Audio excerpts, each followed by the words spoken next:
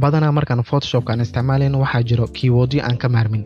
kuwaas oo kala ah Control Alt Shift waxaan isla markaana ka isticmaalnaa keyboardkeena ayaan ka isticmaalnaa balse maanta muuqaalkan waxaan kula wadaagi doonaa sida aad ugu isticmaali lahayd keywordyada aan ku soo sheegay mouse-kaaga markaad adeegsanayso Photoshop-ka marka aan ku tusiyo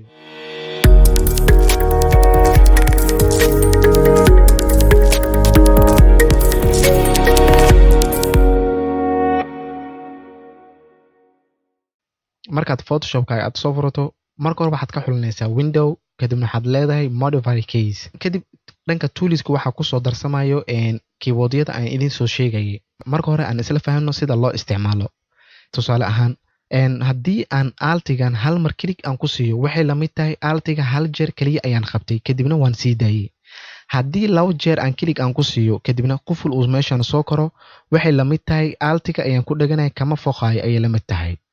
marka ugu horeyso markaan rabo in aan textigan aan copy gareeyo waxaan leeyahay kaliya alt ayaan click ku siinayaa kadibna waan soo jiidayaa sidaad u jeedo waxa la sameeyay copy text ayaa la sameeyay qodobka labaad wuxuu yahay control markaan click aan siiyo waxay tahay hal jeer kaliya ayaan qabtay ay la mid tahay marka asagana wuxuu ku sameynayaa select ayuu ku sameynayaa marka control-ka click aad siiso kadibna waxaad leedahay sidaad u jeedo text copy-gan waxa ii saaran highlight ayaa ii saaran midkan kale kaliya click ayaan ku siinayaa highlight-kana sidaas ayaa lagu saaray kadibna waxaan awoodi karaa in shaygan meel walba aan u dhaqaajiyo labadooda iskugu xiran shift markaan double click aan siiyo kadibna keygaas oo ii soo koro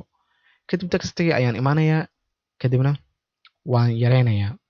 waa free transform waa ashar hore ayaan ku soo sharxay waxaana ka heli kartaa channel-kayga ayaad ka heli kartaa dib aad u fiiriso waa intaasun ka faa'iidays wanaagsan fadlan haddaad nagu cusub tahay nagu soo biir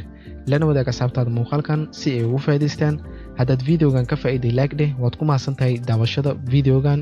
waxaa idin leeyahay sidaas iyo nabadgelyo wassalaamu calaykum waraxmatullaahi tacaala wabarakaatu